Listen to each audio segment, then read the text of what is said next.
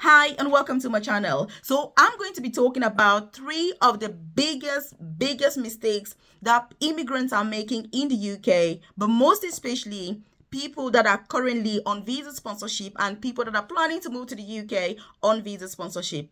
Let me tell you something. The first thing is that being on visa sponsorship does not mean that you don't have a say in anything. It doesn't mean that you lose your human rights. It doesn't mean that you can accept abuse. That's the first mistake that people are making. Many people feel that because they are on visa sponsorship, they cannot speak up about the abuse that they are experiencing, the racism that is going on where they work. And look, it is not acceptable. So if you're new to my channel, you're welcome. If you are a returning subscriber, I appreciate your time. And in today's video, I'm going to tell you what these problems are and what you should do instead. Because look, if you're watching my videos, you are part of the top 1% of people. And so you should know that you're valuable, you're worthy, you deserve the best like anyone else, and nobody should treat you with any form of disrespect that they wouldn't treat any other person with. And it is not acceptable. I feel very annoyed. I feel very angry when I see people being treated so badly and all of that. So what are we talking about? Obviously, by the way, if you haven't joined this family, do hit the subscribe button so that you're the first person to be notified every single day when I drop a video on here. And obviously, you're part of the family because I'm committed, dedicated to ensuring that you are not only aware of the best opportunities to move to the UK or switch your visa if you're already in this amazing country, but that you are actually, aware of the best opportunities for you to progress so that you can work less, earn more, and retire early. Because look, I'm on a mission to retire before I turn 40 because I have no intention of working after 40 if it's not my choice. So you need to make sure that you're very strategic when you're in the UK. And so that's what I'm really all about. And so again, you're welcome here. So the first biggest problem, like I've said, is people feeling that because they're on visa sponsorship, they don't have a say and they can accept any form of abuse. Abuse in any situation is unacceptable, and your visa status, that is not an invitation for you to be abused or for you to accept abuse. You've got equal rights as anyone else. And I'm going to share an experience with you. By the way, I do have a free newsletter. I've dropped the link in the comment section below where it's completely free. You drop your name and email. It won't take you 20 seconds and you're part of it. I send information such as this directly to your inbox, information about free visa sponsorship opportunities to move to the UK or to switch your visa if you're already in this amazing country, career progression opportunities that you can progress, earn more, apprenticeship so you can get paid to work and study at the same time so that it also helps you to progress in your career, side hustle ideas for you to supplement your income, as well as work from home jobs that you can do just also as a way of supplementing your income. So that is really the mission. I send that directly to your inbox. You're also going to find my contact details on there. That's my WhatsApp number as well as my email address, so that if you're watching this and you're thinking, Melvis, I resonate with what you're saying, girl, this is me. I'm part of the top 1%. I'm sick and tired of this whole situation. I need to move on. I deserve better. Then do get in contact with myself because those details are on there. And if you've got any questions, queries, concerns, what has your situation been? Do leave that in the comment section so that we can all share our experiences and see what's going on. Before I even get into that, let me tell you regarding this first point and first mistake that many of us are making on visa sponsorship. When I was a newly qualified nurse in the UK, I was on visa sponsorship and I worked in a particular place. Obviously, for confidentiality, I'm not going to say where it was. I worked in a particular area. I thought that they were recruiting so many people, but there was a lot of abuse going on, a lot of racism, very subtle, sort of like you have to do extra shifts because that's what you do anyway, and kind of things like that. I wasn't very happy. And there was a day that I had this very senior member of staff said something really terrible to me that I can't even say on here. And I sat down and I thought to myself, I'm so done with this. I am so done with this job. If I'm going to go back to Africa, look, I'm ready because I'm not going to accept this level of abuse.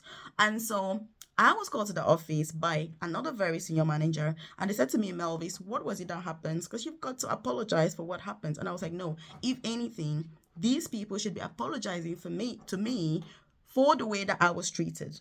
And so we spoke about all the things, and the senior manager was like, well, we know that there's abuse going on, but it's not as bad as you say, Melvis. That's what they said to me. And I was like, how bad should the abuse get before we do something about it? And when you look, obviously, in all the corridors everywhere, it says zero tolerance to abuse, but yet there's abuse going on. Everybody is aware, but everybody pretends as if we should just accept it. And I said to the manager, by the way, I am done. I'm not coming back here. I'm never working here again. This is the end of my time doing this job. I'll finish my shift, went back home, sent an email to the manager. That was a resignation letter, and I didn't ever go back. And by the way, I was on visa sponsorship, and I was like, if I'm going to go back home, please, I'm going to go happily, but I will not accept this crap. And the reason I'm sharing this is to say that it's very challenging in the UK. If you have to stand up for yourself, it's very difficult. And sometimes it can come with very terrible consequences. But I was just like, done. So, I got a call from the manager. They were like, hey, Melvin, you need to come back to work. I was like, I'm not going back. I didn't ever go back to that job. That was my last day there. I didn't ever work there. I simply just found another job, and that was it. So again, very few people obviously are courageous to do that. I'm not sat here saying this is what you should go about doing, because we're all in different circumstances, different situations, but this is what I did. And you should not accept being abused, being racist tendencies. You shouldn't accept a situation where you're working, and no, there needs to be fairness. You need to be able to escalate that. Obviously, you don't necessarily just need to walk away like I did. It's just I thought, look, I've had enough. I have had enough. Because that's why I am very, very unapologetic about, my situation in the UK. Because I was like, the reason I came to this country was because of career progression. And if I have to go back, look, I'm ready. Because you don't need to just put up with any kind of crap. And by the way, there's this misconception that if you're on visa sponsorship, you cannot switch employers, you cannot do this. You can switch employers anytime, any day. The only thing is that you need to get another job, obviously, in order to switch your visa. But why not? Get a job and switch. Don't stay in a position where you're going to be abused and people are going to make you feel like crap, basically, if I can use that term. It is unacceptable. And institutional racism is something that is very much accepted in many places. It's very difficult to deal with these things. It's very difficult to challenge them. Personally, I've been in a lot of situations because I've tried to challenge things, and it's very hard. I know that. So you need to safeguard yourself. You need to know that your visa status, it doesn't mean that you should accept abuse. You can move on.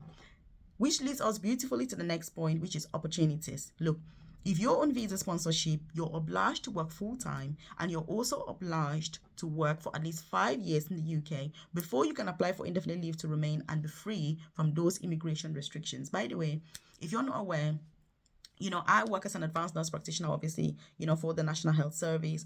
I have a private career coaching program. If you check the description box below or the about section of this channel, you're going to see a link to join. If you're part of the top 1%, you're unapologetic about your career progression, your experiences, what you want, the person that you want to become. You're ready to challenge yourself into becoming the best version of yourself, then that program is for you. You get one-to-one support with free visa sponsorship opportunities. How do you apply? Which company should you apply for? Career progression opportunities, apprenticeships, the whole lot. Interview preparation. You also have the opportunity to kind of interact with some of the best, and progressive people, obviously, because we have live sessions on Thursdays every week where we meet up, we talk about our challenges, and we look for ways of managing those challenging situations. So it is really worth it, and I highly do recommend it. Only if you're part of the top 1% and you're willing and ready to do the work. Because for you to succeed, to excel, to be different, to be part of the top 1%, it comes with dedication, sacrifices, work, determination, and what the other 99% of people don't have. That's what it is. So again, if you like this content, hit the like button. It lets me know you enjoy content like this, and obviously I should do more. Point number 2, which is one of the biggest mistakes people make, is to stay on visa sponsorship without career progression. Let me tell you something. When you're in the UK on visa sponsorship for 5 years, that is the best time for you to study, to do apprenticeship, for you to progress, because you've got to be employed.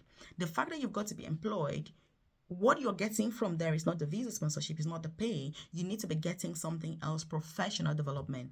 Many people think that they have to complete the 5 years before they start progressing. No, you need to do that within the 5 years because you're obliged to do so. And that is something, again, that I have been on visa sponsorship. Obviously, I've got British passport now, but when I was on visa sponsorship, I did my apprenticeship. Again, some people are going to argue that you cannot do apprenticeships if you're on visa sponsorship. Well, I did an apprenticeship, which was a mentorship in nursing at master's level, during my visa sponsorship. So I went to uni, I studied at a really prestigious university in London for that matter.